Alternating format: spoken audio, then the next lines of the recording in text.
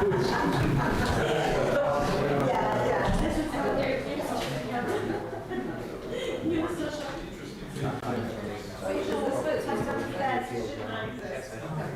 you think there's some problem.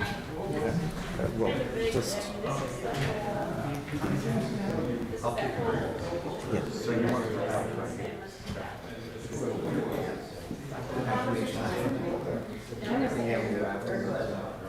Autographs.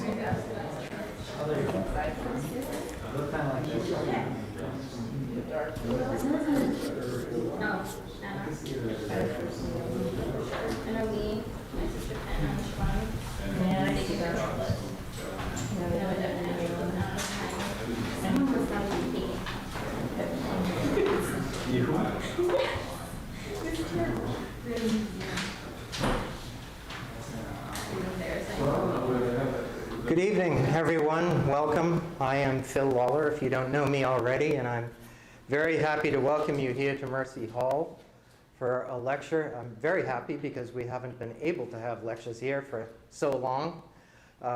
We are hoping that we will be able to provide them on a more regular basis in this academic year. Welcome too if you're watching online, live or later. If you are new to us, the institution here is the Center for the Restoration of Christian Culture at Thomas More College, more commonly known as the Thomas More Center. We welcome you to register online to be updated about our offerings, both live and by internet access. Tonight we're here to discuss Dante at 700, and of course it's easy to recognize the significance of the subject if you just reflect on how many names you could name of people who were alive 700 years ago. Clearly Dante has stood the test of time, although that's an understatement because I think it's more accurate to say that Dante tests our time and is a model for what we are in the business of trying to do here, the restoration of Christian culture. We're very happy to have as a speaker tonight Robert Royal, who I have not known for 700 years. It's only been 40. I looked it up. It was while you were at Prospect, so that nails it down to about 40 years ago. And Dr. Royal has devoted himself to reflections on what you might say is the restoration of Christian culture, as you can see by the names of some of his books. Columbus and the Crisis of the West. Columbus and the Crisis of the West. 1492 and all that. I think it's your most recent, A Deeper Vision, the Catholic intellectual tradition in the 20th century, updating it somewhat. One of my favorites, The Catholic Martyrs of the 20th century. So he has worked on both the older parts of our cultural heritage and the more contemporaneous parts. His topic tonight, of course, is Dante, and he, sure enough, wrote a book on that topic as well for the Crossroads Spiritual Legacy series. Dr. Royal was educated at Brown and at Catholic University. He is the editor and the founder of the online resource, The Catholic Thing. Many of you will know him as a member of the Papal Posse on EWTN, and those of you who are local will know that he just finished his stint as the inaugural holder of the St. John Henry Newman Visiting Chair in Catholic Studies at Thomas More College.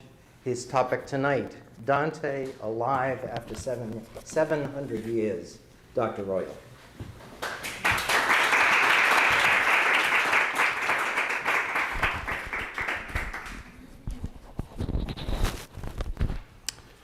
Well, thanks very much for that introduction, Phil. I didn't know it was 40 years, and I don't know how that could be. We must have been in diapers when that happened.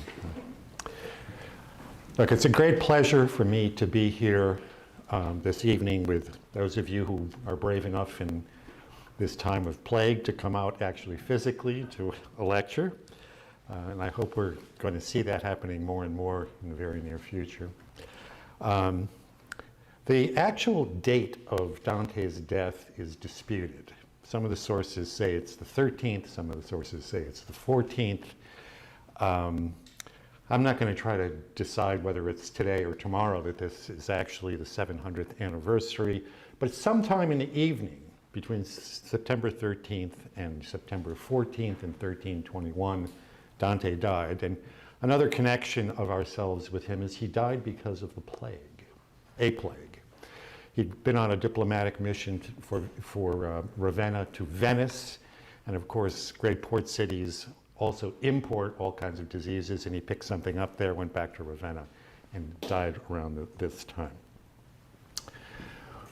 But he hasn't gone away, as Professor Lawler was saying, after 700 years.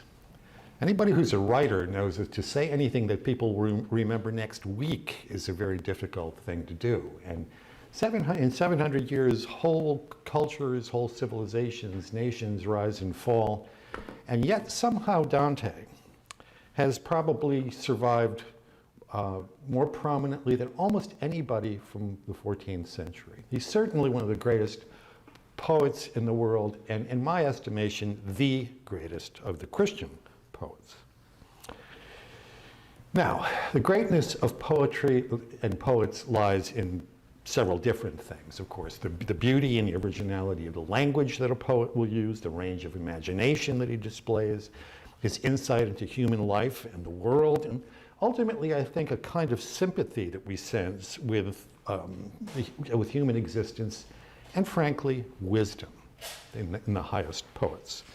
Those of us who speak English as our native language recognize those qualities in a figure like Shakespeare, of course. And I think that most people who make the imaginative effort will also find that those same qualities exist in several works, not just the Divine Comedy by Dante. But a specific question arises about Dante because at a very superficial level, and I'm obviously joking a bit about this, hell is a hole in the ground.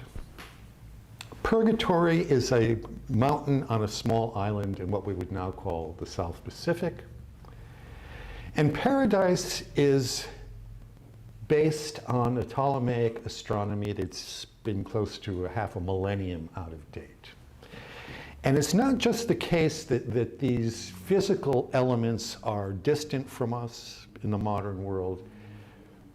The question arises, how does it still matter to us? Because the moral and spiritual vision that Dante presents is dependent on those geographical, astronomical elements in the poem. The whole allegorical structure of the journey is dependent on that. So why? I mean, this is a very interesting question to me after having been reading Dante for even more than 40 years. Why do we still read him today? What other than contact with a high point in Christian culture does he have to say to us right now? Now, I can't promise you that I'm going to give you an answer to all those questions, but in the time that we have together this evening, I'd like at least to make a start toward answering some of those questions. It's almost obligatory, I think, that we celebrate the life of a person like this, a Florentine who otherwise we would have very little in common with, in particular in this kind of post-Christian, COVID-cowed world that we're all living right now. You know, why, in short, for all of this, do we look at a medieval Catholic writer, and he has been followed for the past 7 centuries, and not only by people who are Catholic, but by the world as a whole. Why should he be read, dead and covered over by 700 years as he is? So I'd like to propose this as a first point. He's worth reading because he's not us. And this runs contrary to a lot of what we see in our public life and in academic life these days, that only people of certain ethnic backgrounds or racial backgrounds can really understand one another, that we can't understand people outside of the kind of immediate context that we're familiar with as people who look like us or people who think the way we do. And if you think about it for just a second, if you take that approach to reading other people, you almost don't have to study anyone else because you already have that within you. Dante really challenges us. And I want to say at the outset that not only is Dante not one of us, his whole way of looking at the world is foreign to us, even foreign to most Catholics these days, because the ultimate foundations of what he thinks the world rests on, and the way that his characters and these dramatic encounters occur in the poem, can only be understood if we go back and look at that foundation, the classical and medieval foundation that it underpins his notion of the world. Now, I often come across this misunderstanding. Many people see Satan at the center of the world in that pit of hell. They see the planets and the stars revolving around the earth. And they say, oh, in the medieval and classical understanding, the earth was the center of the universe, that everything points toward us. This is a grave error. And it's one that you have to overcome immediately if you're going to understand the seriousness of what Dante is about. Begin with, as C.S. Lewis says in his beautiful little book, which is called A Discarded Image. It's about the cosmology and the understanding of the world in medieval and Renaissance literature, the discarded image. In ancient and medieval thought, the earth was not the center, it was the bottom. So in other words, this was not a proud assertion that human beings are the most important things in the universe. It was a humble recognition that the planets and the stars, and ultimately the heavens even beyond the visible heavens, were the highest in every sense, the highest and most important things are, and we are at the absolute bottom. Now, this probably wouldn't matter so much unless, except for the fact that I sometimes see in debates, scientific debates, that we thought of ourselves as the center, and Christians were very proud about this. And in point of fact, we just absolutely did not. This is a kind of a mockable idea for some people, but once you begin to understand what the image of the world is that existed in the ancient and medieval world, it's something quite different. Even pagans made it clear that this was the case. There's a passage in Aristotle's De Caelo, the very first book of Aristotle's De Caelo, in which he describes how the heavens transcend everything. They transcend the physical world in which we exist. I'm just going to read you a short passage in this. And Dante actually quotes this passage in his own philosophical treatise, unfinished, called The Banquet, Il Convito. Here's Aristotle. In the absence of natural body, there is no movement. And outside the heaven, and he's here talking about the primum mobile, the crystalline heaven that's even outside the fixed stars, body neither exists nor can come to exist. Hence, whatever is there is of such a nature as not to occupy any place, nor does time age it, nor is there any change in any of the things that lie beyond the outermost motion. They continue through their entire duration, unalterable and unmodified, living the best and most self-sufficient of lives. In other words, godlike lives. Aristotle doesn't know what it is. We have to wait for revelation, of course, to tell the human mind that. But even a pagan, using pagan reason, could arrive at the idea that transcendence was a perfect existence outside of time and space. So I asked Dominic to provide you with this map. Now, this is a typical map that you'll see in editions of the Divine Comedy that get handed out in courses. And for the most part, it's correct. You know, you see that hell at the bottom is kind of a funnel in the northern hemisphere of the earth, right? Purgatory, as I said, is this island, mountain on an island, which is directly opposite hell. And then you see the spheres of the various planets, and finally the fixed stars, the crystalline sphere, which is sometimes called the prima mobile, the first thing that moves, you know. And then there's the Empyrean and paradise outside that. Now, the problem with this is once you get to heaven, the picture is entirely misleading, because heaven isn't a place. As Aristotle said, it doesn't admit of bodies or of space or of time. And this is very hard for us, given our human minds, to grasp. Because most of the time what we want to believe is what you see here, is that heaven is a kind of alternative universe, is the way sometimes scientists call it. But it's not part of our universe, but if you could actually somehow manage the transition, you could get there. It isn't that kind of thing. When I've taught philosophy, I keep telling students, don't try to picture this, because when you picture something, you automatically picture it as occupying space, and heaven does not occupy space. I remember reading many years ago one of the Rhineland mystics. I don't remember which one it was exactly, but he says something. Somebody asked him, well, when a person dies, where does the soul go? And he said, well, there's no need for it to go anywhere at all. I think what he was talking about was precisely this, that once you transcend time and space, you don't move to something. Dante moves through this poem in the fiction of the poem, but ultimately when he gets to paradise and gets beyond these planets and fixed stars, he moves out into an entirely different type of reality. And it's important to understand this. Now, Aristotle didn't presume to say what was out there. He was a wise man, and he knew that he did not know what was out there. So it did take revelation to convey to us these things that were beyond even the greatest reaches of human reason. Still, human reason, as practiced by the best pagans and later figures who studied them, like Aquinas and Bonaventure and Dante, pointed to this fact that all things in our physical universe are contingent, as we now say, after years of Christian philosophy and theology. They don't account for themselves. They don't stand in their own right as permanent existences. They depend on something else that is not a thing at all. They depend on God, the absolute being. Now, of course, Catholics understand this, that God created the world, and I think believing Jews also believe that kind of account in the Bible of creation, that it's God himself, it's the absolute being who gives being to the lesser beings.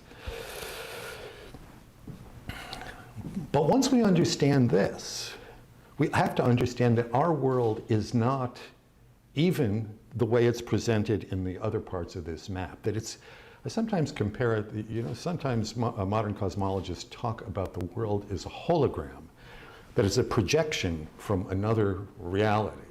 I know this sounds kind of strange, but actually I think this is kind of a convergence with the vision that Dante and the medievals and then a few of the best pagans actually had, in that they understand that something else provides the reality of the insubstantial reality that we think actually is substantial, our physical universe. It's quite a bit different than that. And if you think about it, if the Earth was the center of the universe, and Satan is at the very bottom and center of the Earth, is Satan the absolute center of the universe? You kind of smack your forehead when that vision comes to mind. You say, of course not. We've gotten this thing wrong all the way. Now, Dante sharply expresses this truth in a beautiful passage in Paradiso, Canto 28, which I'm going to read. And I'm going to read this together because the light of this passage reflects backward toward the beginning of the whole poem and then forward when Dante moves on to the Beatific Vision. And it goes like this, from line 1 in Canto 28. When she who does in paradise my mind, he invented this word, this woman Beatrice, who takes his mind to paradise. When she who does in paradise my mind had revealed the truth against the present life of wretched mortals, then as one whose way is lit by a double-candled lamp, held at his back, who suddenly in a mirror sees the flame before he has seen or even thought of it, and turns to see if the glass is telling him the truth, and then sees that it reflects things as they are. As notes reflect the score when they are sung, so do I remember having done, gazing into the beautiful eyes which love had made into the snare that caught me. You know the story that Dante sees Beatrice when he's young and he gets inspired at falling in love with her. But here's what happens at this point in Paradiso. When I turn back and my eyes were struck by what appears on that revolving sphere. If one but contemplates its circling, I saw a point that flashed a beam of light, and he's looking into Beatrice's eyes. So sharp that the eye on which it burns must close against its piercing brightness. The star, seen from here below, seems smallest, would seem a moon if put besides it. Now, this may sound a little irreverent, but there are thousands of pop songs that say, "Baby, I see God when I look in your eyes," right? In a very profound way, Dante is saying precisely that and connecting it up with that transcendent realm, that tiny point of light that he sees reflected in Beatrice's eyes at that point. He's puzzled by all this, right, and what it means. And now Beatrice, who always comes to his aid when he's about to fall off the wagon because he doesn't really understand what's going on around him, in 3 short lines says this.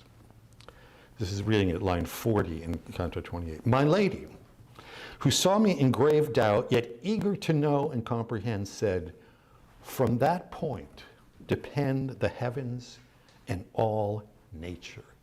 This is a very striking line in Italian. "Da quel punto dipende il cielo e tutta la natura." That light is the origin and the foundation of everything in the universe. Now, Dante was, one of the reasons why we still read Dante is Dante was extremely fortunate in that he was the heir of 3 very important cultural currents that come together at this point and that you can actually see in that passage. And they were vivid in his day, and they still are right now. And first there's this courtly love tradition where a man falls in love with a lady, and it elevates his senses, and he becomes more virtuous in an attempt to serve her. And that hasn't gone away. Despite all the turmoil between men and women over the centuries, there is still something about that when 2 human beings fall in love, it's something that uplifts them, as we know. It hasn't gone away because it can't go away. It's something that's kind of built into male and femaleness. There's still a gleam of it in a lot of our romantic comedies. In Dante's first book, which is a little sort of autobiography, which is called The New Life, La Vita Nuova, he tells how he first saw Beatrice when he was 9 and she was 8, and how he fell in love with her.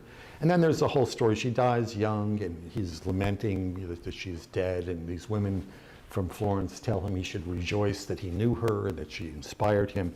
And this is the way he ends the Vita Nuova. I'm quoting them.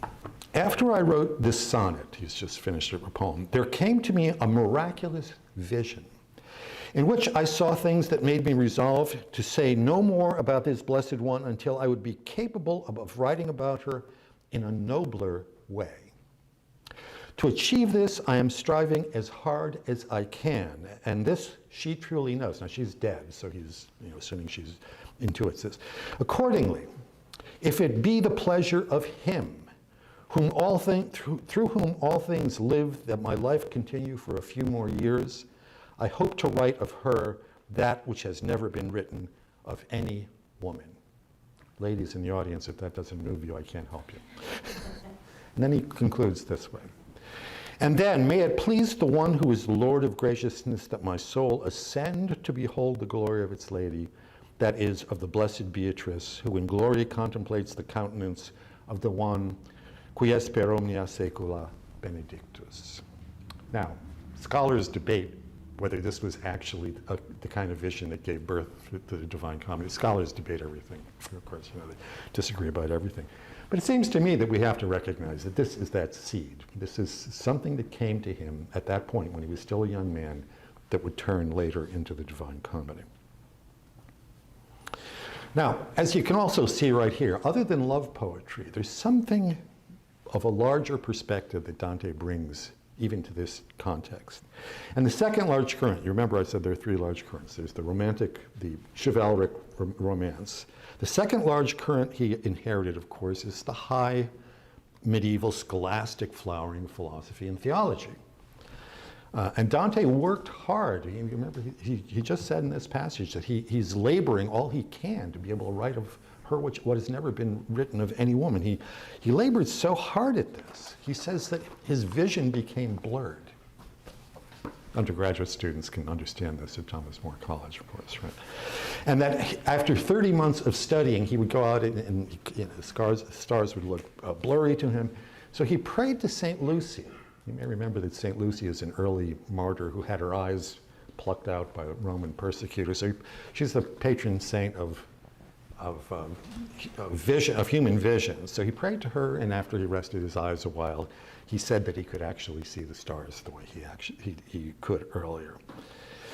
If you want an example of how this scholastic tradition of philosophy and theology flows into the love tradition, here's a passage from the last canto, Canto 33 of Paradiso, line 82. O plenitude of grace, by which I could presume to fix my eyes upon eternal light. Now, all during Paradise, Dante is being dazzled by the light, and he little by little, his eyes get used to greater and greater intensities of light. So this is at the very end when he's starting to see light itself, the light of God himself.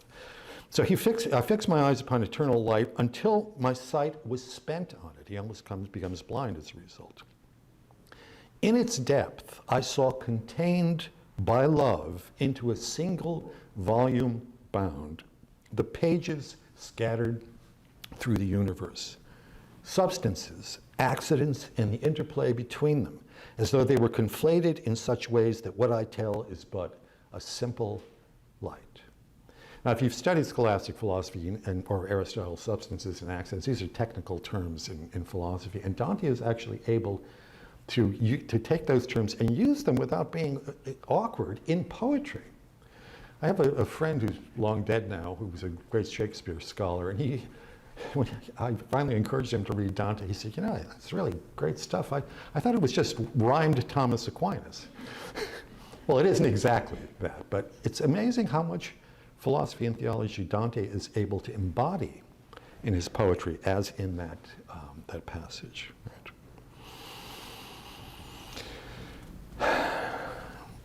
And the third current that Dante inherits is another quite important one. It's the nuptial mysticism that he associates with Saint Bernard of Clairvaux. Now, we've seen kind of this romantic love, and we've seen that he's inherited also this sort of scholastic philosophical framework that he's studied, and he studied it quite intensely. There was also another current in the Middle Ages that saw what love in its fullest manifestations would be. And Dante has had as his guides, by the time he gets to the very last canto of Paradise, he's had Virgil. If you've read Inferno, you know that Virgil is asked by Beatrice to go and rescue Dante from the dark wood. He passes through Inferno, and he passes through Purgatory with Virgil. So in other words, he's seen him in evil, and he's seen pretty much the usual cardinal virtues the way a very intelligent and noble pagan could see them. But when he gets to the top of Purgatory and the earthly paradise, Beatrice intervenes, because she really is the human conduit of God's love to Dante in particular, in a very concrete, personal way. She brings that revelation of God to him. And so she now is going to guide him up through the various heavens. Nevertheless, when he gets to the end of all seeking, the very top where he's going to have the Beatific Vision, it's Saint Bernard of Clairvaux, who was a great figure in the 13th century. He founded, some people think, over 200 monasteries. He was an advisor to kings and to popes. And he had a sense of what we sometimes now call nuptial mysticism, the way in which a biblical text like the Song of Songs expresses the deep love, the passionate love that most of us will feel toward another human being, but also should be directed toward God. And so Bernard and Thomas Aquinas, when he was dying, was working on a commentary, I think, on the Song of Songs as well. So that all comes together, and it's Bernard who's going to help him get to that final vision.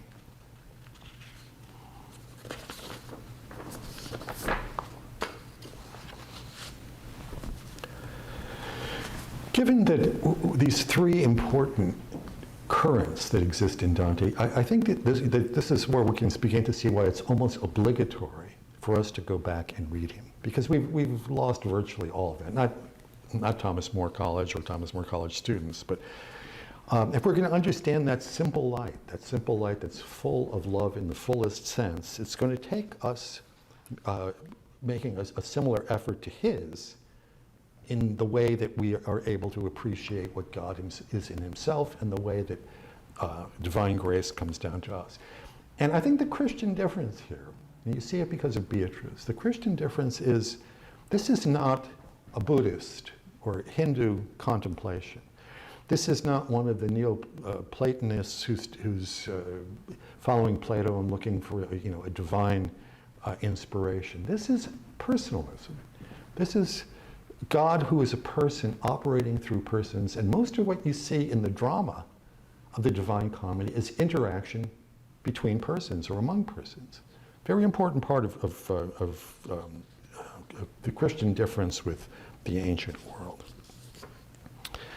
And if you look at the very first canto of Inferno, where Dante is lost in the dark wood, what happens? He's trying to climb the mountain because he thinks with his own powers he's going to be able to climb out of the dark wood. And he finds three beasts blocking the way. And the way that Virgil comes to him is that three holy women have asked Virgil to do this. First, the Virgin Mary goes to Lucy. Lucy goes to Beatrice, and then Beatrice goes into limbo because the virtuous pagans are in limbo, and asks Virgil to be Dante's guide. So I want to look just very quickly at the very first lines in Inferno, because given all this background, we read them in a somewhat different way. And it opens famously. I'm sure that you're all familiar with this. Midway in the journey of our life, I came to myself in a dark wood, for the straight way was lost. Ah, how hard it is to tell the nature of that wood, savage, dense, and harsh. The very thought of it renews my fear. It is so bitter, death is hardly more so. But to set forth the good I found, I will recount the other things I saw. How I came there, I cannot really tell. I was so full of sleep when I forsook the one true way. Now, we could spend our whole time together going through line by line with this, but just notably because we're on an anniversary, Dante sets the poem in 1300. He was born in 1265, so he's exactly 35 years of age at the time of the poem. It's Easter 1300, and the biblical understanding of the lifespan of human beings is 70. So he's exactly at 35, personally, he's at 35, and in the middle of life's way. So when he says, nel mezzo del cammin di nostra vita, of our life, he's talking about human life in general. But then he immediately goes and he says, I came to myself in a dark wood. So he's kind of playing with the fact that this is both a personal trip that all of us have to make. All of us are going to have to make this this journey in one direction or another in our personal individual lives, but it's also a universal human condition that we're going to have to fulfill. In any event, this is a turning point. Some modern psychologists say, well, it's kind of a midlife crisis, and it is, but it's not a midlife crisis in the modern Jungian sense or something.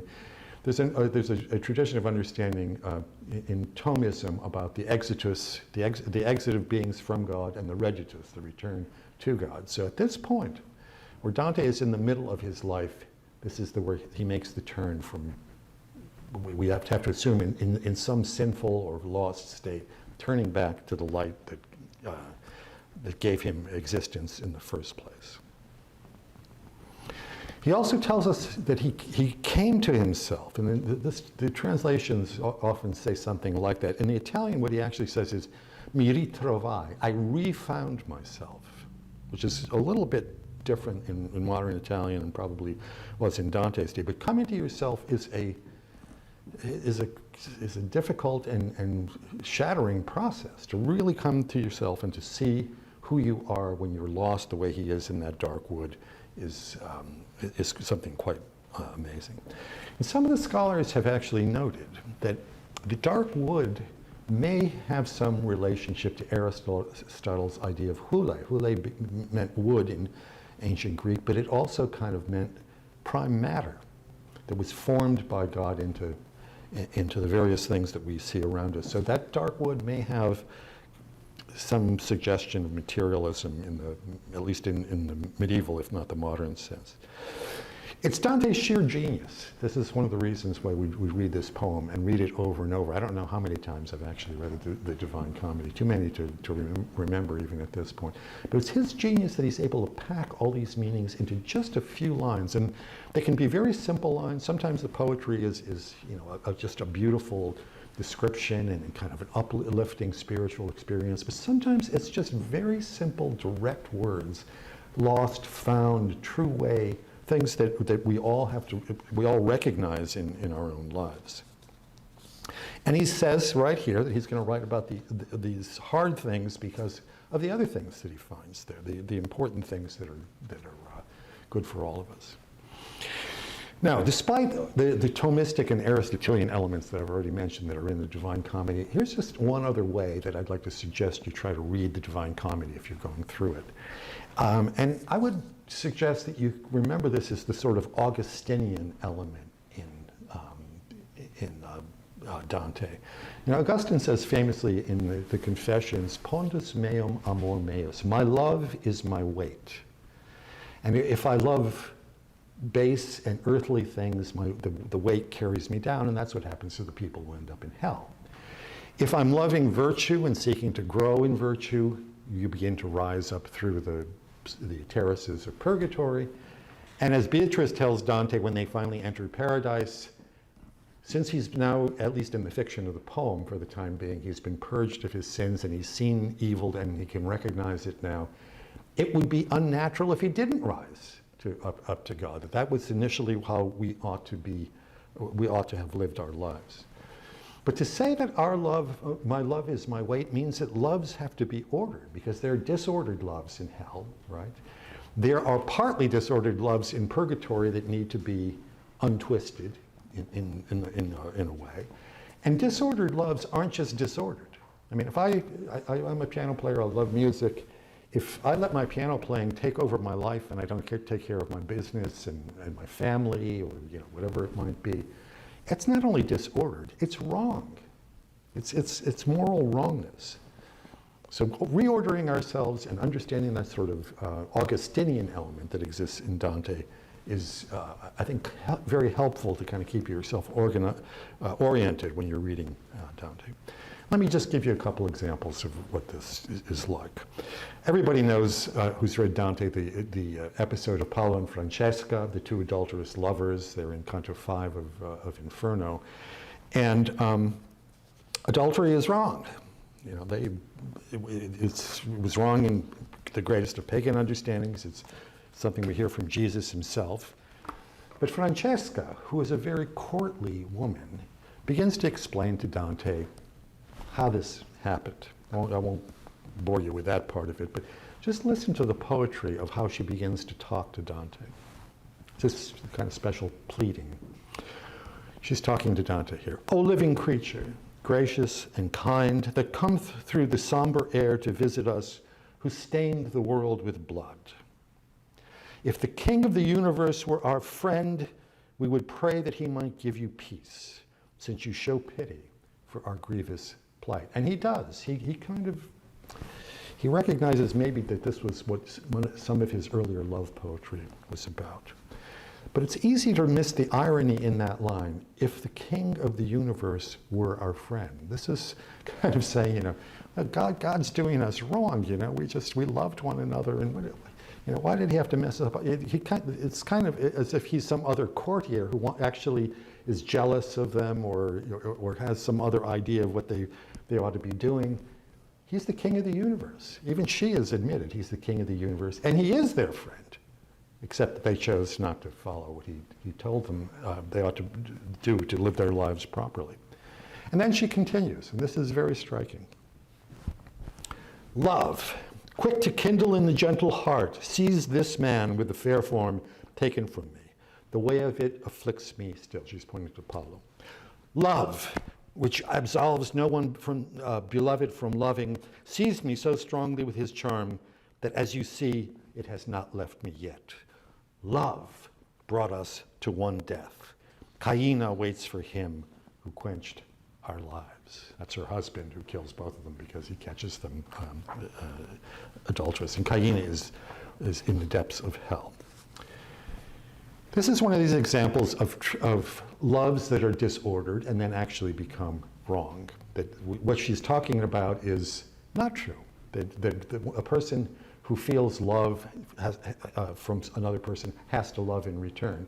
Well, yes and no. And obviously, because this has led them into deep disorder and actually leads to murder, there's something more than mere disorder here in the way they've ordered their lives.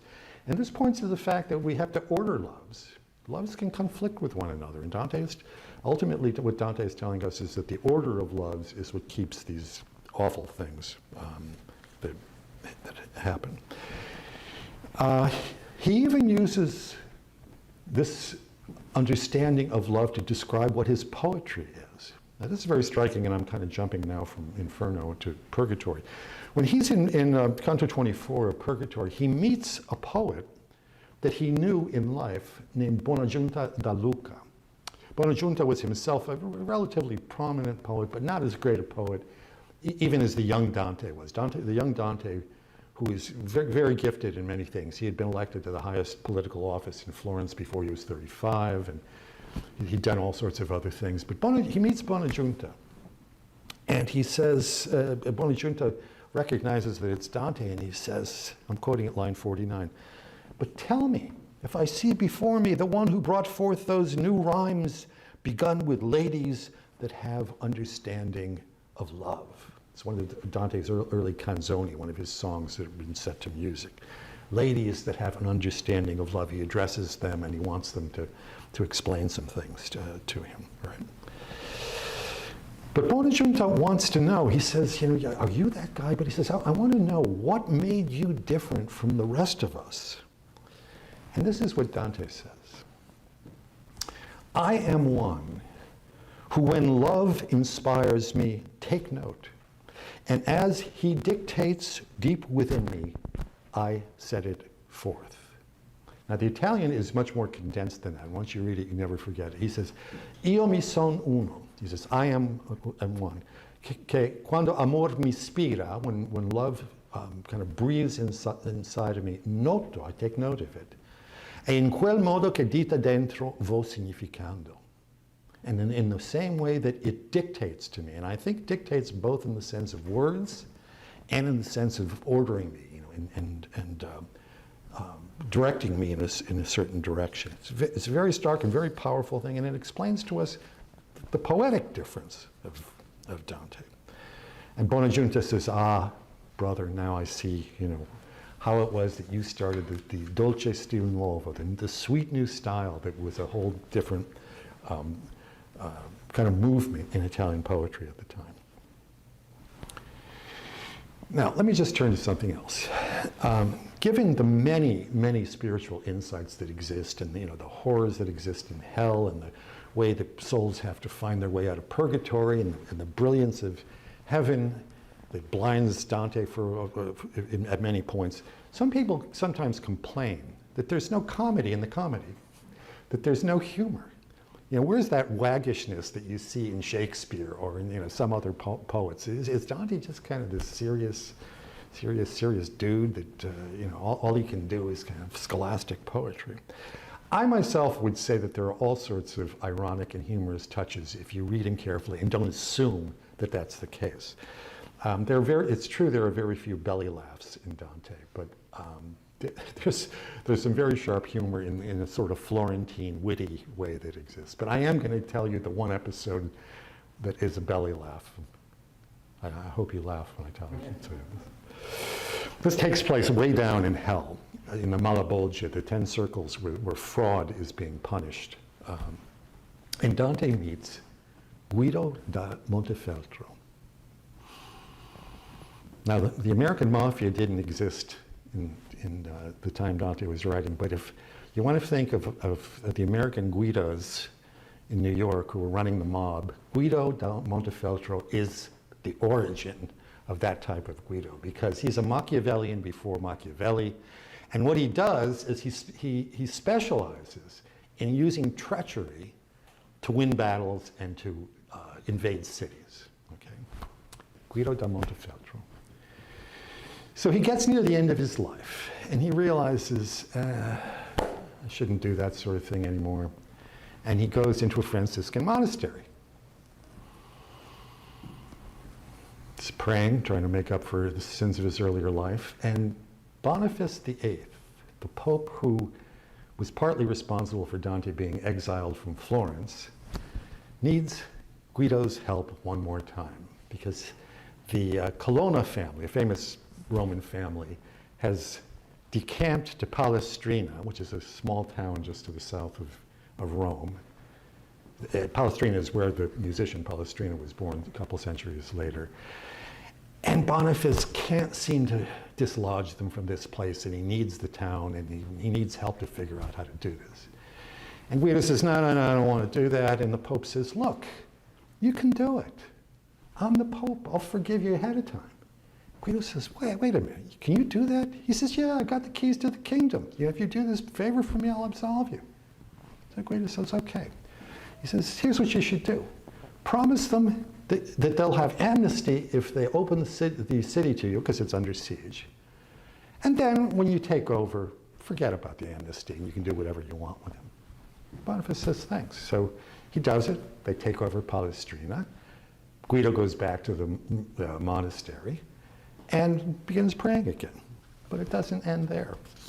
What happens is that as Guido gets to the point where he's dying, I think, humorous episode takes place. So he's dying, and St. Francis of Assisi shows up, because it's a Franciscan monastery. And I'm going to just read this passage. Francis, the moment that I died, came then for me. But one of the black cherubim, the devil obviously, called him, don't take him, don't cheat me. He must come down to join my hirelings, because he offered counsel full of fraud, and ever since I've been after his scalp. For you can't pardon one who won't repent, and one cannot repent what one wills also. The contradiction cannot be allowed. Now, what the devil is saying, that the principle of non-contradiction, that you can't will something and unwill it at the same time, prevents him from being absolved here. And this is how Guido tells Dante and Virgil what happened then. Oh, miserable me! How shaken I was when he grabbed hold of me and cried, perhaps you didn't realize I was a logician. Now, we all should know that the devil can cite scripture for his purpose, but here Dante has him becoming a logician for his purposes. But our time grows short, and so I'm going to try to just finish up now. When Dante gets to the final canto, the 100th canto of the comedy, right? There are 34 cantos in Inferno, 33 in Purgatory, 33 more in Paradise, for a total of 100. And this is all planned out. The structure of it is all planned out.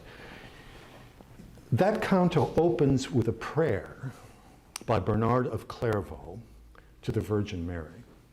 Now, Dante, being a good Catholic, knew that you had to invoke Mary as you get near the end of everything. Now, as I said, most of us know little about Bernard of Clairvaux, other than Dante chooses him at the very end. It's not Aquinas, it's not Bonaventure, it's not Francis of Assisi, it's not Virgil, it's not Beatrice. All that is now in the past, and he chooses Saint Bernard, who was when he was named a doctor of the church, was named the Doctor Mellifluous, the honey-flowing doctor. And as I said, he was writing a commentary about the Song of Songs. So it's fitting that when you get to that final canto, where many things now are finally going to come together from the entire universe that Dante has created, that it's Bernard.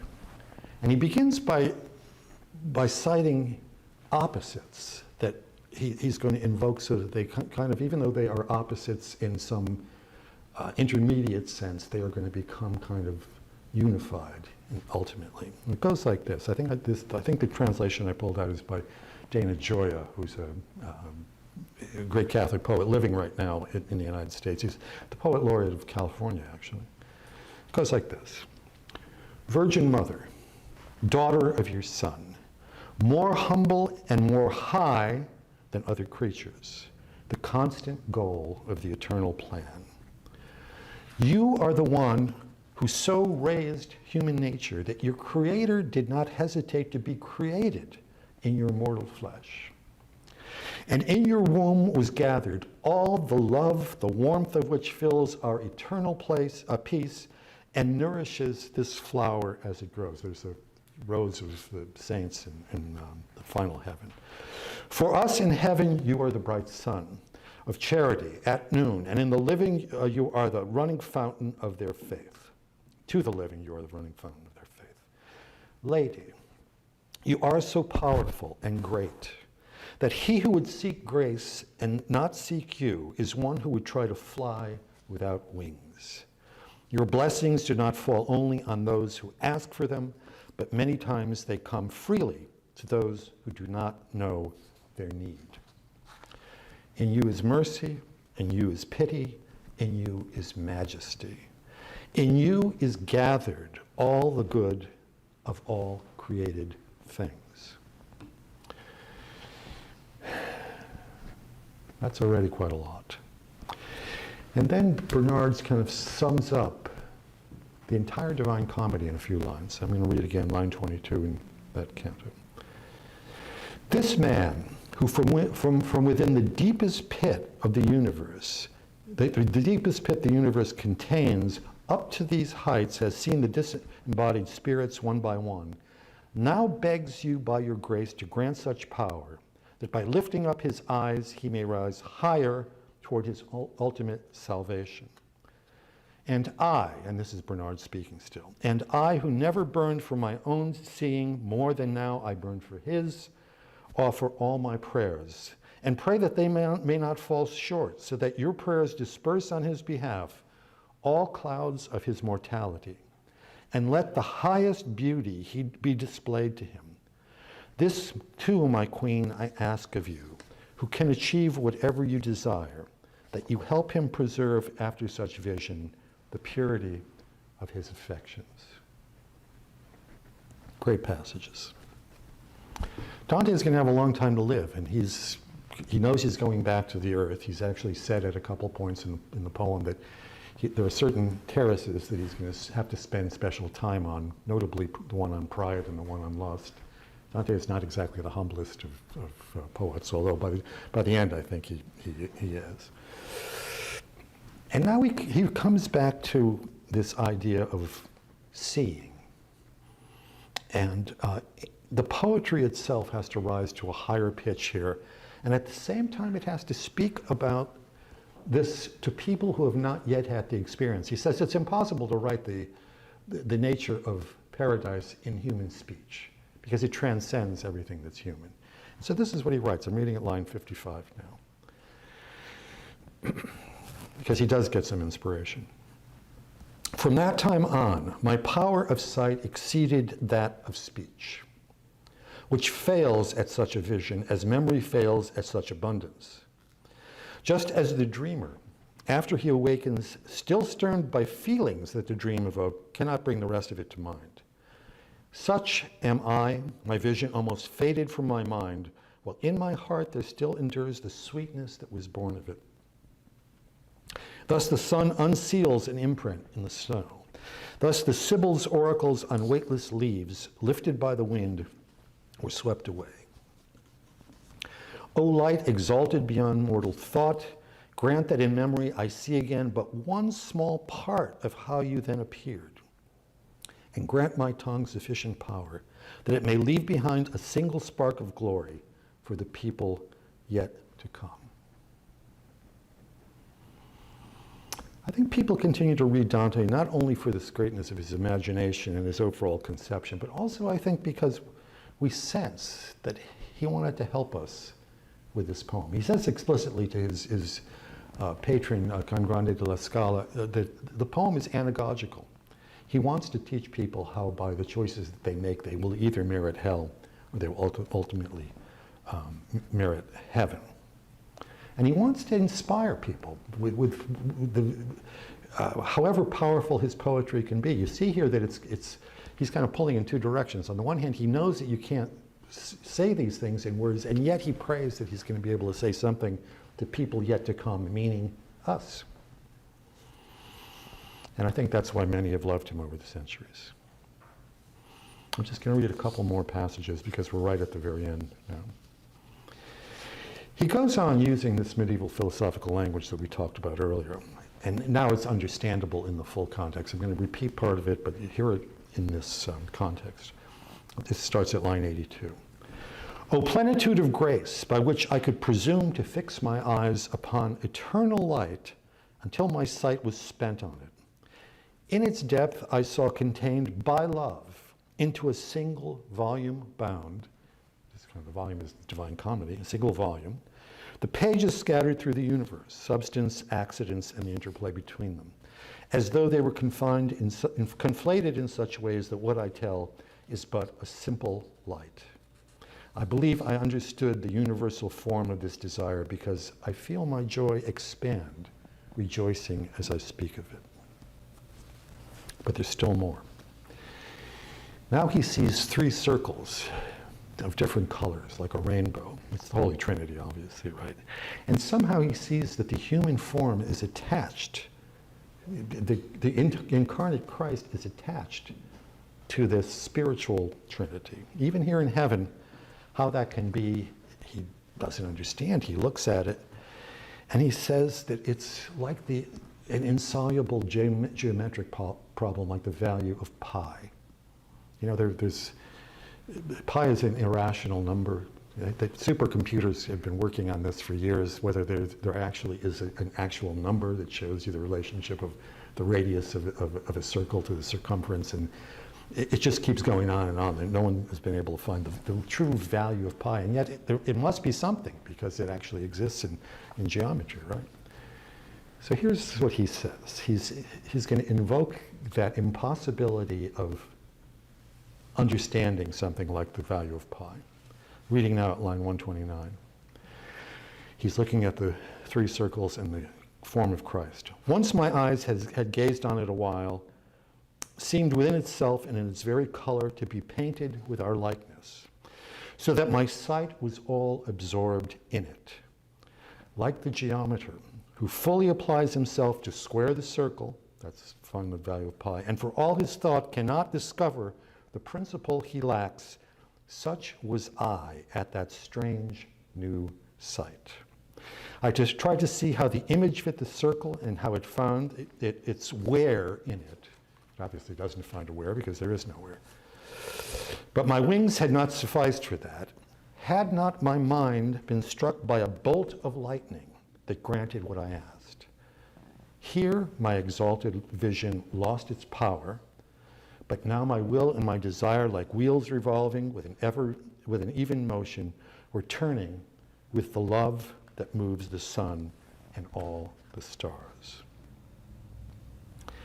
It was a daring thing for anyone, especially a poet, to try to conceive of all of this, let alone to carry out a work representing such a journey as Dante has in the Divine Comedy. It was even more challenging, I would say, when he came to write here, not only what had never been written of any woman, but the Beatific Vision itself as he experienced it.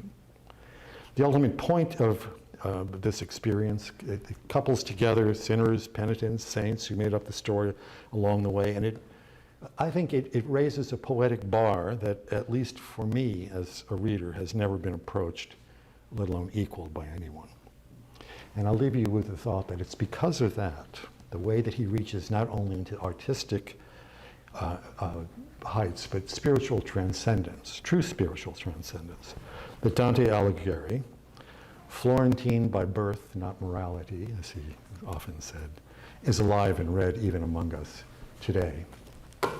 Thank you.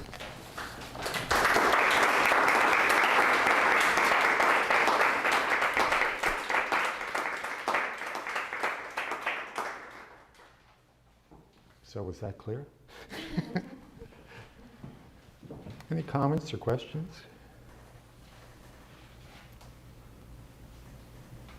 Yes. Online, I'd like to ask, what is the best English translation of Dante's Divine Comedy, and why would you recommend that translation?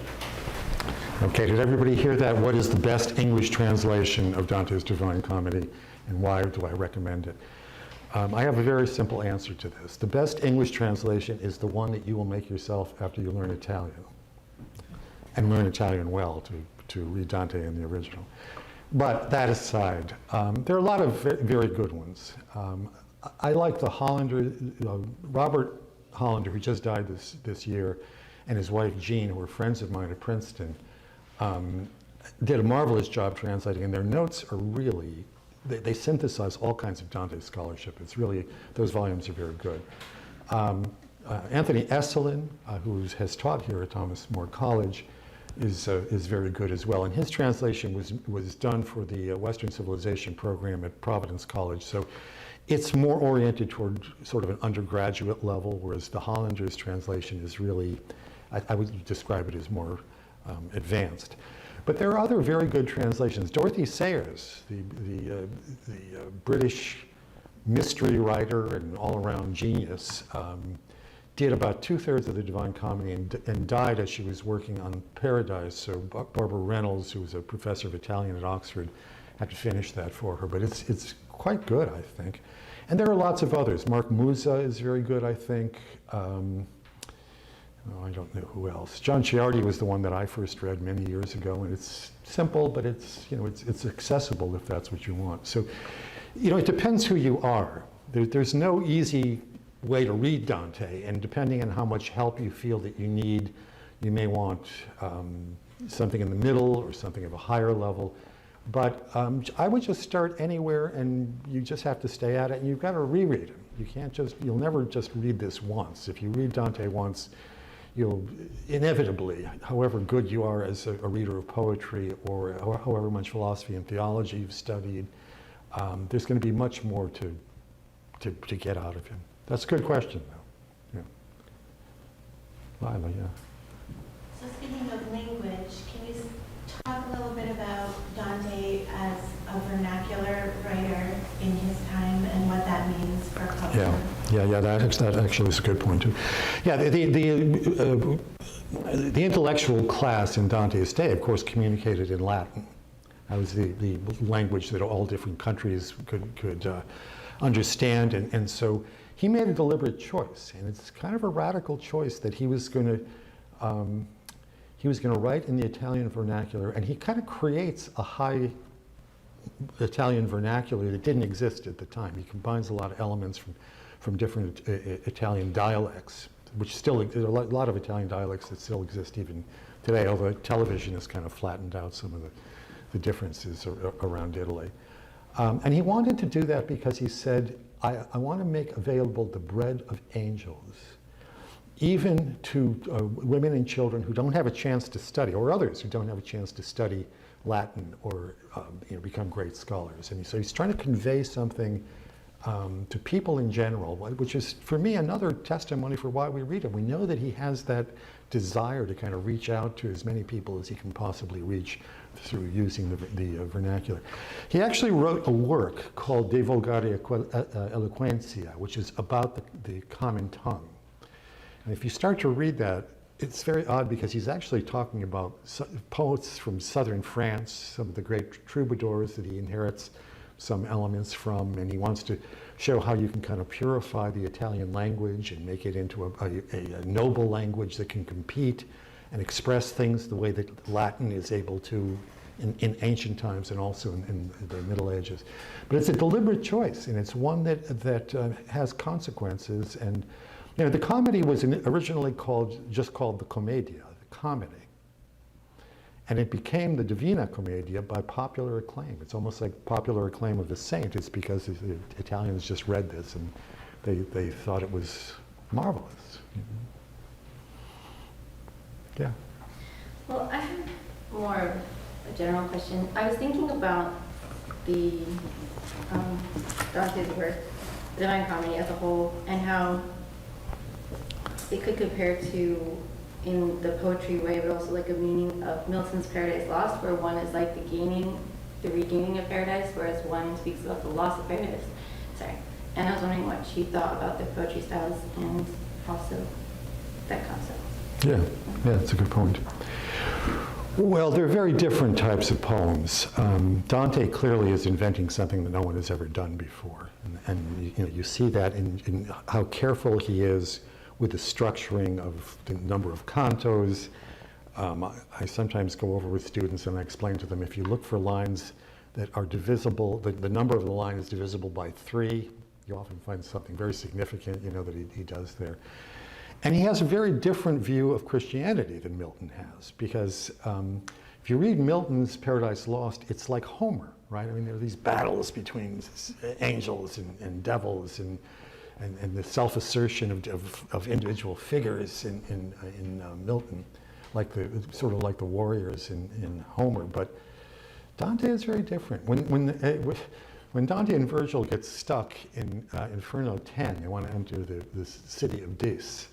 And Virgil is, he's trying to figure out what's going to happen because Beatrice has told them that they'll get divine help wherever they need it. And an angel appears. And in Canto 10, the city of Dis is like a fortified medieval city with walls and these demons are on the parapets and threatening and whatnot. And the angel comes down. He doesn't fight with them.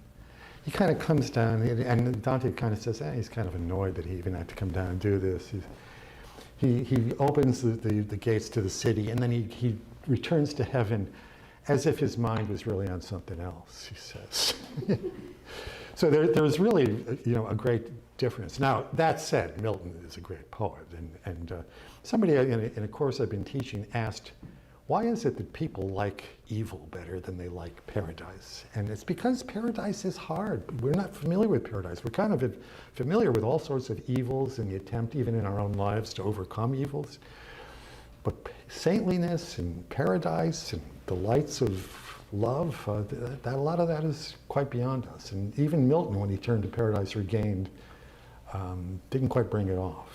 And it's why Paradise Regained is not much read. Paradiso isn't read as much as Inferno and Purgatory are read either, but should be. I think should be studied intensively and with the right kind of spirit.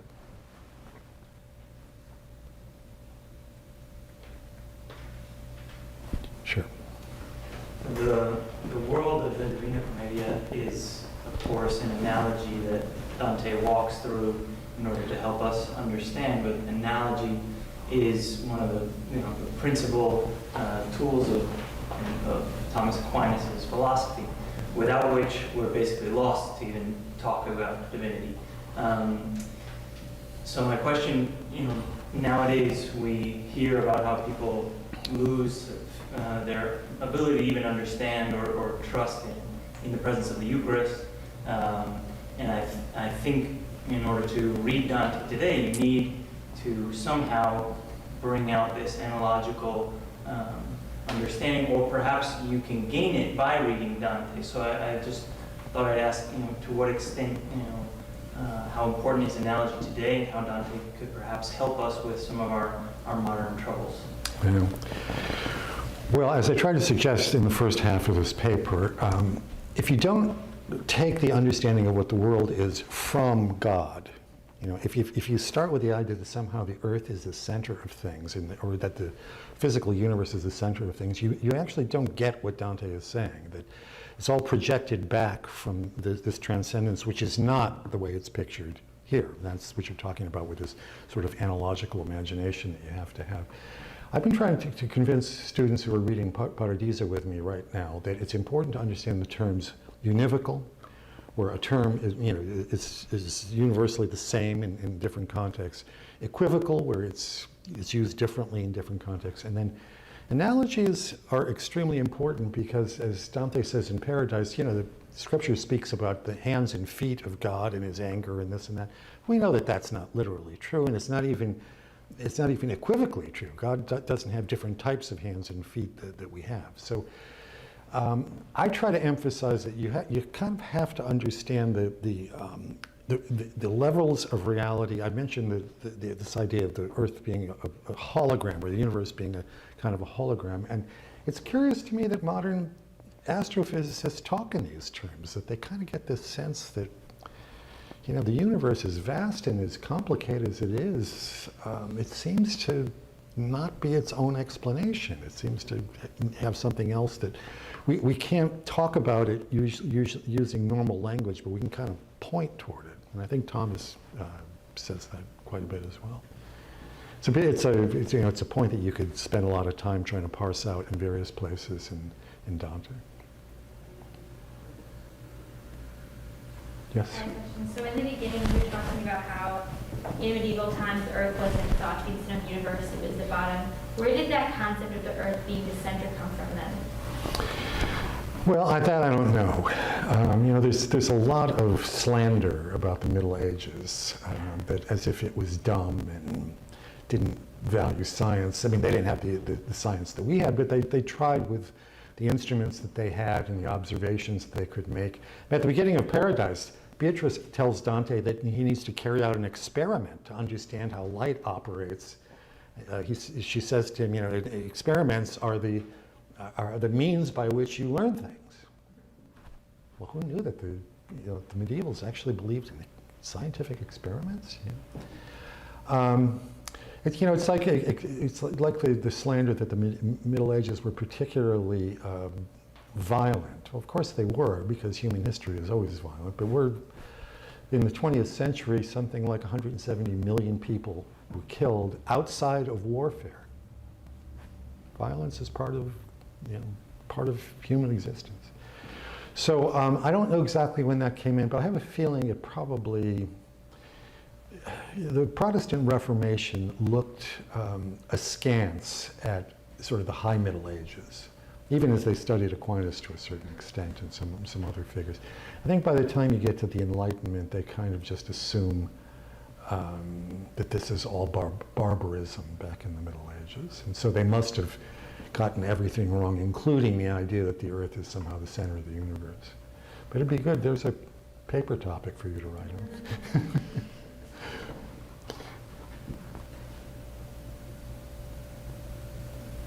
All questions have now been answered. If you feel that way, I guess we feel that way.